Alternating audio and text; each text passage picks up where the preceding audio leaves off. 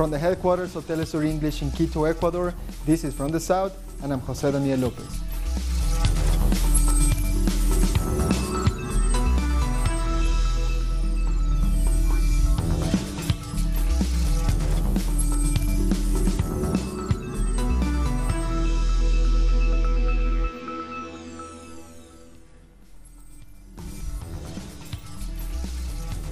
We begin in Venezuela, where the Attorney General is asking for a criminal investigation to be launched into the conduct of opposition leader Juan Guaido. Tarek William Saab said Guaido had put the country at risk by proclaiming himself as interim president. He is also proposing that Guaido is barred from leaving the country and from selling his assets once a probe starts. We have opened a preliminary investigation. We have come to the Supreme Court to request cautionary measures. Cautionary measures so that in the midst of the investigation we will carry out against the citizen Juan Guaido, we are allowed to, in this case, 1. A travel ban to avoid his departure from the country, and 2. The ban to alienate and encumber property and real estate. 3. The freezing of accounts. 1. La prohibición de su salida del país. The Attorney General's call comes mere hours after the U.S. Department officially announced that it has given opposition leader Juan Guaido control over some assets of the Venezuelan government. The certification applies to certain property held in accounts by the Federal Reserve Bank of New York or any other U.S. insured banks. Venezuela's President Nicolás Maduro has strongly rejected the United States sanction on a state-owned oil company, PDVSA, calling it illegal, and he described the Citgo company takeover as robbery. John Bolton has announced the imposition of a series of measures of so-called sanctions, which are unilateral, illegal, and are against the UN Security Council. They are unilateral, illegal, immoral, and criminal. With these measures, they are trying to steal the Citgo company away from us, a company of all Venezuelans. Be alert, Venezuela.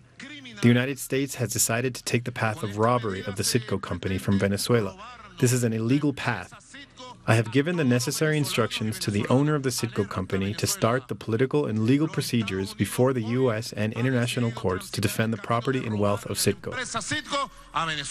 And the Foreign Minister Jorge Arreaza said the United States has proven that it only wants to get its hands on Venezuela's oil, and that's what fueled the United States' support for the attempted coup. U.S. National Security Advisor John Bolton, in a recent interview on a U.S. media outlet, has said that the U.S. is currently in conversation with major U.S. companies both in Venezuela and in the U.S.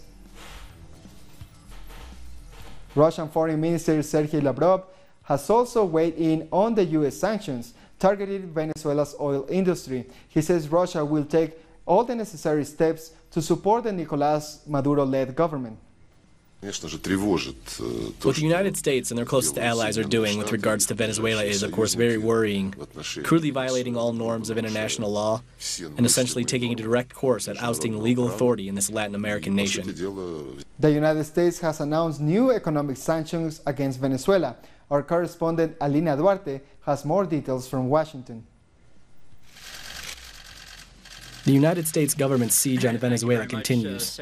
This time, it is a new round of unilateral economic measures imposed on Venezuela's state oil company, PDVSA.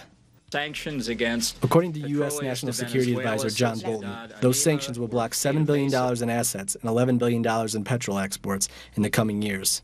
The U.S. hopes the move will put pressure on Venezuelan President Nicolás Maduro. He's not the proper leader of the country at this time, and I've said these are valuable assets that we are protecting for the benefit of the Venezuelan people. We will continue to use all of our diplomatic and economic tools to support interim President Guaido, the National Assembly, and the Venezuelan people's efforts to restore their democracy. However, the application of such measures by the U.S. are not new to Venezuela. The U.S. has been against a socialist government in Venezuela from the day that Chavez came to office, has been trying through all different ways, including supporting a coup in 2002, to get rid of that government. And then it has been using economic sanctions to try to exacerbate internal problems that the government has made to make the economic situation as miserable. Meanwhile, the Trump administration says it intends to send $20 million in humanitarian aid after request from opposition leader Juan Guaido. But a member of the Constituent Assembly, Pedro Sereno, says humanitarian help is another mechanism for interfering in Venezuela. The president of the Venezuelan Constituent Assembly has joined the demonstration to support the government of Nicolás Maduro. Diosdado Cabello, along with thousands of Maduro supporters, marched in the city of Barquisimeto to defend the Bolivarian Revolution and Venezuela. Demonstrators say that they want to protect the sovereignty and integrity of the country. In the last 2 years, we have done 5 elections. There's no country in the world that can say that. There's not a single country that can say they are in regular touch with their people so they can make informed decisions.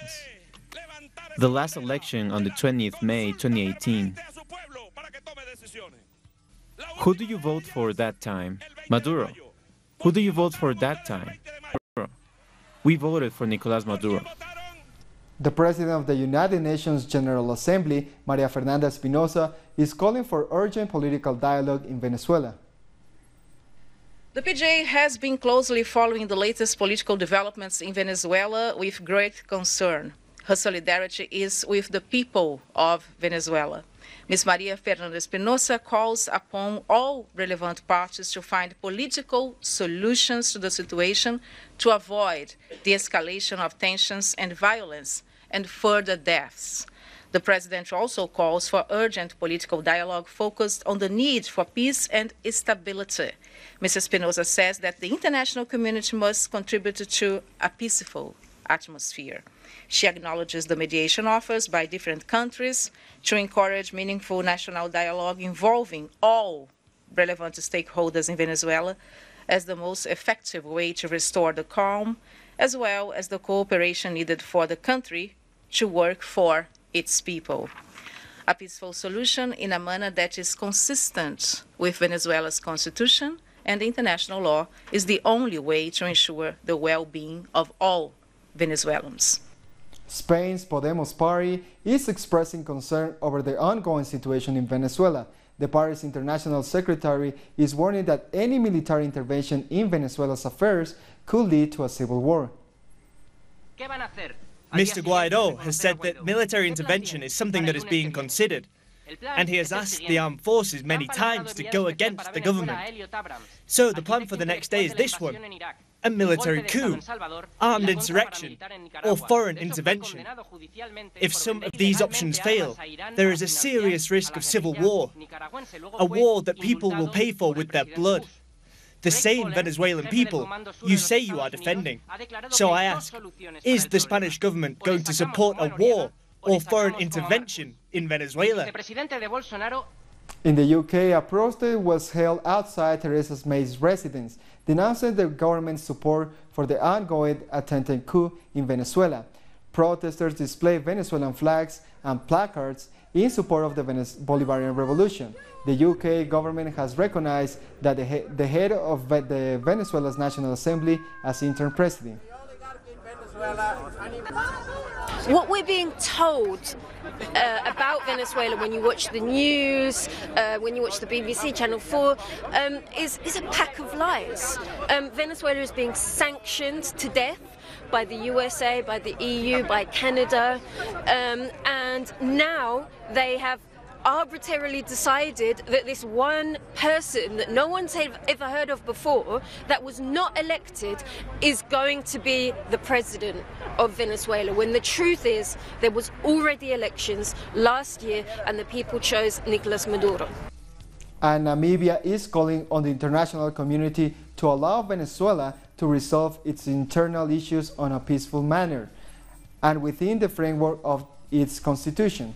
This as Namibia's International Relations Ministry is expressing concern over the political developments in the South American country. 5 people have been arrested in Brazil in connection with the mining dam collapse that killed at least 65 people. According to prosecutors, 3 employees of the Brazilian mining company VZLA, as well as 2 engineers, have been detained. On social media, VZLA has said it is cooperating with investigators. Hundreds remain missing after the dam collapse. Hundreds of rescue workers from the Brazilian military and foreign organizations have joined the efforts to look for survivors of the dam collapse. And the adjoining area of the dam farmlands have been covered by thick mud. The rescuers are helping local residents in cleaning at the risk of being stuck themselves. We were dispatched to search from early morning on Tuesday. Our team now works in this area. Earlier, we worked in a low-lying place. As the search continues, we find it harder to carry on. Our progress is hampered by the mud. We're getting stuck in the mud quite easily. We are very careful. This job needs to be cautious and careful. Our correspondent in Sao Paulo, Ignacio Lemus, has the details. The death toll from the mining dam collapse has risen to 65, and 288 people are still missing. Firefighters have rescued 390 people from the mud. 114 of them were workers of the Brazilian mining company VZLA. Several locations near the dam that collapsed have been already affected by the iron ore waste. The communities in the area have already been evacuated. Among the evacuees are the indigenous people from the Pataxo community and people belonging to the landless movement. The Brazilian Vice President Hamilton Mourão said the heads of the mining company would be sacked, although other government authorities said the administration would not intervene in the internal matter of the company because of the disaster. Meanwhile, the public ministry in the state of Minas Gerais will hold a hearing with 5 people detained. Among them are the engineers who approved the dam project. We'll take a short break now. Join us again after this.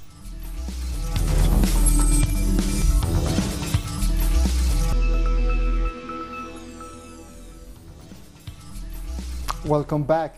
Cuban President Miguel Díaz-Canel held a meeting with the Council of Ministers late Monday to evaluate recovery efforts following a devastating tornado that hit Havana and surrounding areas. Díaz-Canel stressed the importance of learning from the experiences of these weather events in order to improve disaster prevention. 4 people died as a result of Sunday's tornado and almost 200 were injured. Was horrible. Once you watch the tornado from far away, lived in the trees, it's very painful to see from a distance, but to live it is frightening. When I got to my house was closed off, and I saw the TV on the floor, along with a pile of furniture. The refrigerator was in the patio with all the food and everything outside. Even power lines were hanging down nearby. It's the most destruction that I ever seen in my life. An Ecuadorian court has dismissed the case that investigated the kidnapping of former President Rafael Correa in an attempted coup in 2010. In the case, 7 policemen were accused of kidnapping Correa. The court argued that there were no proofs of physical or psychological aggressions. The police officers were accused of simple kidnapping, a crime that prescribes after 5 years in Ecuadorian law. On September 30, 2010, a group of policemen kidnapped Correa, alleging a police revolt. There are only a few days left until the presidential election in El Salvador. Let's listen to this report from our correspondent Ernesto Ábalos in San Salvador about how the country is preparing for the polls on February the 3rd. Only 5 days till the presidential elections on February the 3rd. The Supreme Electoral Tribunal said it has distributed the electoral materials in 13 of the 14 departments of the country. San Salvador, the department of the capital, will be the last to receive these materials, in which the National Civil Police will help delivering. The National Civil Police will distribute the materials to around 25,000 electoral agents and administrative personnel. Moreover, they have informed people that the alcohol prohibition law will come into force a day before the elections and will be enforced on election day and a day after that. Thank you, Ernesto, for that report. Members of the latest group of Central American migrants hoping to reach the United States have arrived in Mexico City. Over 1,000 migrants from Guatemala, El Salvador, Honduras, and Nicaragua are being temporarily housed in a sports complex. The shelter provides food, medical attention, and clothing. The migrants are expected to rest a few days before continuing their journey. Moving on, in Guatemala, landless campesinos are in a legal battle to recover the San Francisco Miramar farm of almost 5,000 square meters. More in this report. These campesinos of Quetzaltenango say that they are victims of harassment and oppression.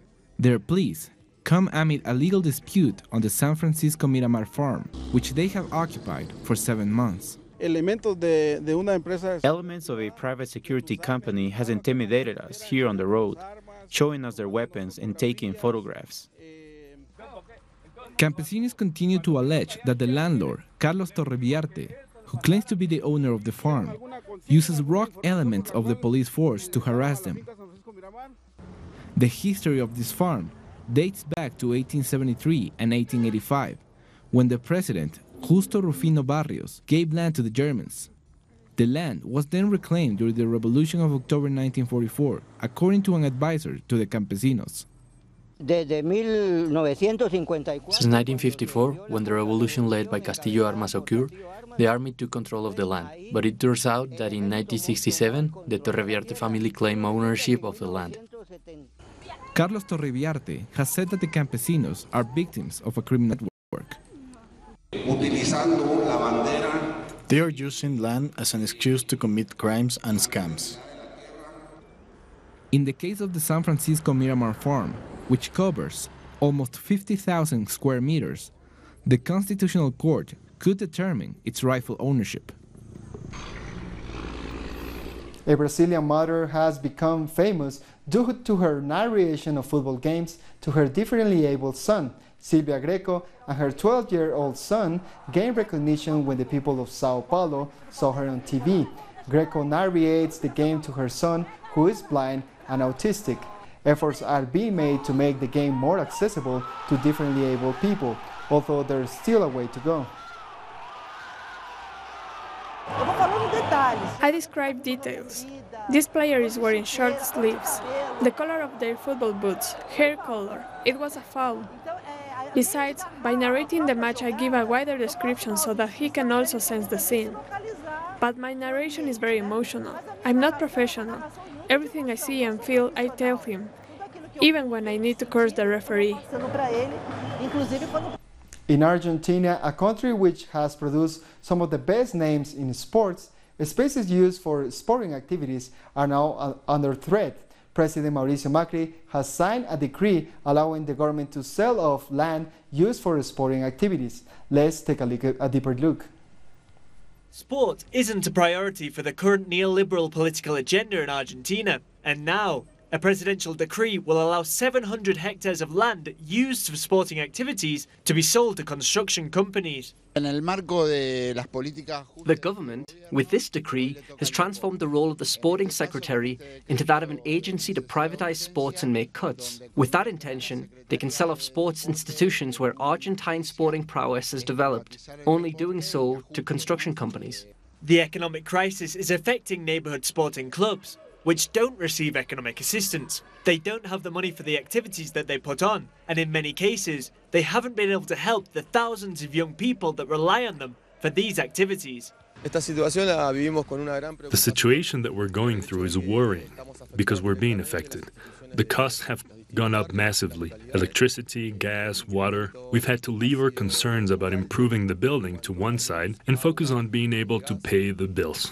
Despite being historic institutions, hundreds of clubs are being forced to work hard to avoid closure, but the impact on their revenue is terminal. They won't be able to offer workshops or school support, and they'll have to close football academies. There's no investment in infrastructure and fewer scholarships that allow sportspeople to prepare themselves for international competitions.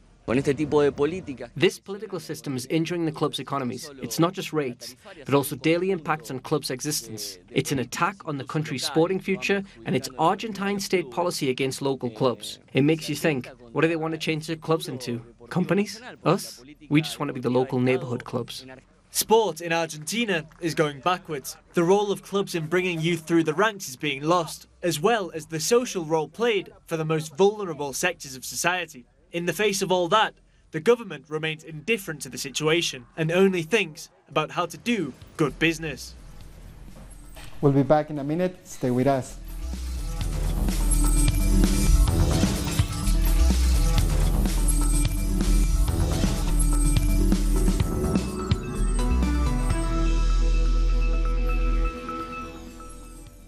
Welcome back. The Palestinian Prime Minister and his government have tendered their resignation to President Mahmoud Abbas. The Prime Minister Rami al-Magdala and his cabinet have failed in their reconciliation efforts with Gaza's Islamic Hamas rulers. The Fatah government will continue to carry out with its duties until a new cabinet is formed. Meanwhile, Hamas has condemned the move as an attempt to exclude the group from Palestinian politics. The government tendered its resignation under the control of the President Mahmoud Abbas. It will continue to take responsibility and carry out its duties until a new government is formed. A new parliament in the Democratic Republic of Congo has been inaugurated. The opening session took place on Monday after a bitterly fought election that ushered in a new opposition president, Felix Tshisekedi. However, the National Assembly is still dominated by supporters of former leader Joseph Kabila, who had ruled the country since 2001. If the effects of this change stop at the fact that the old president has left and the new one has come, or will its effects will extend beyond that? I am one of those who think its effects will extend beyond that. 4 of the 5 men accused of carrying out Al-Shabaab's deadliest attack in Kenya in 2015 remain in custody, while one has been acquitted by court. 148 people were killed in April 2015 when heavily armed attackers stormed Garissa University and began firing indiscriminately. On Tuesday, the court is expected to decide on the remaining 4 suspects. The Confederation of African Football has announced that Ivory Coast will host the 2023 African Cup of Nations tournament. This decision was announced after the Confederation's emergency meeting in the Egyptian capital, Cairo. They also said this year's tournament will be pushed back to Qatar for Ramadan and allow Muslim players time to rest and recover after a month of fasting.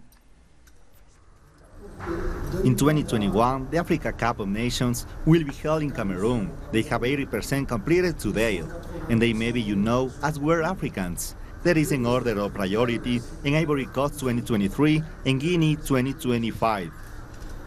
Now let's take a look at some other stories from around the world. Pakistan's Supreme Court has rejected an appeal against the acquittal of Aisha Bibi. The Christian woman was sentenced to death in 2010 on charges of blasphemy and spent 8 years in jail. She is now free to leave the country. Last year, the Supreme Court overturned her conviction. Blasphemy remains an inflammatory issue in Pakistan, where even unproven accusations can spark lynchings. I believe that, since the religious scholars have vowed that they will kill Aisha Bibi despite the decision of the court, she should certainly leave the country. As far as I'm concerned, I promise that I will die with you, here in this country. 2 people have been killed and 5 wounded in a car bomb explosion near the Ministry of Petroleum in the Somalian capital of Mogadishu. A regional security official said the vehicle was parked at a petrol station in front of the ministry's offices when it was detonated. A witness said one of those killed was a woman who was selling tea. No one has claimed responsibility. By the time we arrived at the explosion site, there were 4 injured people at the scene. I took 2 of them in my ambulance to the hospital, 2 in the other ambulance. When we dropped them at the hospital, we were told 1 had died. That is all we can confirm for now. At least 70 people have been killed after floods and landslides hit Indonesia's Sulawesi island. 6 people are still missing and over 9,000 have been displaced by the extreme weather. Hundreds of houses, government buildings, schools, and bridges have been damaged. The Cirque du Soleil has unveiled its brand new show that pays tribute to Argentinian football star Lionel Messi. The show, Messi 10, will involve 46 artists allocated in 4 tents of 12,000 square meters, reproducing the surroundings of a football stadium. The audience will be able to virtually talk to the player while his life and career is performed.